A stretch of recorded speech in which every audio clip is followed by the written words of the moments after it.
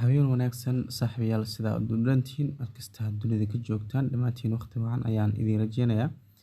Intaa kadib waxaan rabaa caawa inaan kula wadaago shaxdan oo ah shaxda beri ama 1 Abriil ah oo horyaalada kala gedisan ee caalamka laga ciyaaro kuwooda ugu waaweyn aan kaaga soo xulay. Marka shaxda intaan guda galin fadlan shaxda markay kusoo goortaan daawasho sidoo kaleeto waxaan si xushmad leh kaaga codsanayaa inaa shaxda markay kusoo gaarto like noo saarto soo asxaab badan oo u gaaro. Shaxdan arkaysaan kooxahan ama kulamadan waa kulamada ugu macquulsan ee beri la ciyaarayo ayaan idinka soo xulay. Idinkana sidoo kale waxaan idinka rajeynayaa daqiiqadaha yar uu socdo inaad daawataan oo idinka naftirkiina ila qiimeysaan. Waxaa ugu horeysa shaxda beri aan soo xulay Arsenal oo home guriga ku ciyaareysa iyo Leeds United. Marka kulankan waxaan kaaga soo xulay inay berito Arsenal badi doonto maadaama sida hore idinku sheegaba ama isbuucii hore oo tagay oo idin sheegay kooxdii la ciyaaraysta ma xasuusto laakiin aan ku dhahay Arsenal koox markii horyaal u socoto sanadkaasi inaan cid hor istaagi karo inaysan jirin. Marka sidaasna ay Arsenal ku badi doonto sidaasna ay ku badisay. Marka sidoo kale beri haddana waxaa la rajeynayaa mar kale Leeds United inkastoo iska tahay kooxaha yaryar iska dhib badan haddana Arsenal horyaal ay u socotaa waxyaabo badan ay ku taameysaa. Marka berito sidoo kale waxaan soo xulay in Arsenal ay badi doonto. Marka kulanka labaad wuxuu noqonayaa Bournemouth iyo Fulham.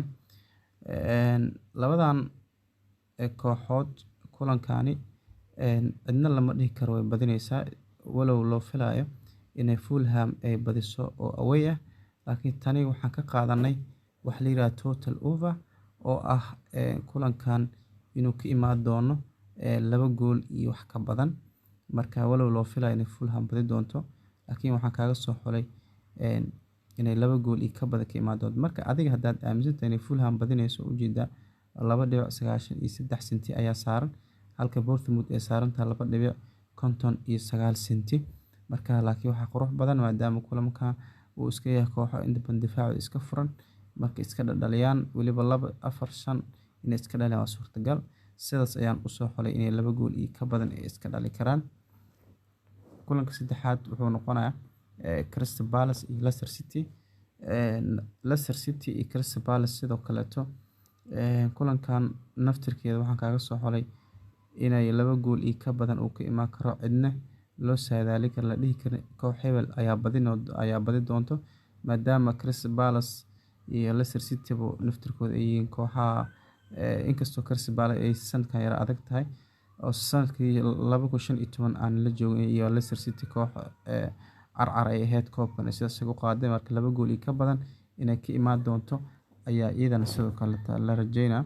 Waxaa kulanka kaleeto oo idin soo xulay ka mid ah LG iyo kooxda Barcelona aan ka soo xigay aan kaaga soo xulay La Liga horyaalka La Liga. Marka kulankani LG kooxaha iska yaryar kala sareynta horyaalka markii la fiirsho ay kaga jirtaa Barcelona hoggaanka La Liga ayaa haysaaba. Marka sidoo kaleeto kulankan waxaan kugu soo xulay labadan kooxood inay badi doonto Barcelona sidaas ayaan la rajeynayaa 99.9. Marka way ka awood badan tahay way ka tabar badan tahay wayna ka xirfad badan tahay marka loo fiirsho dhigeeda LG. Marka sidaas ayaan kugu soo xulay. Kulanka kaleeto wuxuu noqonaa sidoo kale xoog weynta Real Madrid iyo Real kooxdan kaleeto maxaan ku yiraahdaa Valladolid. Marka Real Valladolid iyo sidoo kale Real Madrid idan waxaa la filayaa Real Madrid inay berito ay badi doonto maadaama kooxda Real Valladolid ay ka awood badan tahay ka quwad badan tahay ka taagta badan tahay ka ciyaarto way fiican tahay. Marka waxay dheeraba gooni inta badan waa ogtiin ciyaaro badan koox saas u weyn ayaa kooxda yaraad ay garaacda laakiin waa nasiib laakiin sida markii comparison lagu sameeyo ciyaar ahaan waxaa awood badan Real Madrid oo ka awood badan kooxdan Real Valladolid. Marka kulanka shanaad wuxuu noqonayaa lixaad Juventus iyo Hellas Verona. Marka labadan kooxood sidoo kaleeto waxaa awood badan Juventus oo Juventus ka awood badan marka ma ku sii dheeraanayno labadan kooxood Juventus ayaa 99% rajeynaya inay badi doonto wayna ka awood badan tahay. Marka Juventus ayaa waxaan siinaynaa inay badi doonto guud ahaan ciyaarta. Waxaa kale ku sii xiga Roma iyo Sampdoria. Roma kooxaha Serie A-ga kooxaha ugu fiican sanadkan kaga jirta. Sampdoria kooxaha kala sareynta horyaalka Serie A-ga ayay sidoo kale ku jirtaa. Marka Roma iyo tani 1-0 ama 2-0 inay kooxda Roma ay ku badi doonto ayaa iyadana sidoo kale la rajaynaa. Marka guud ahaan sidoo kale waxaan u soo xulay inay Roma badi doonto. Marka adiga haddaad aaminsan tahay in Roma dhigeeda Sampdoria aysan ka badi karin, waxaa kuu saaran 1.10 oo ah 10 senti ayaa kuu saaran. Marka waa dhihi kartaa Barrage and badis waa saaran kartaa, laakiin sidaas ayaan kugu soo xulay.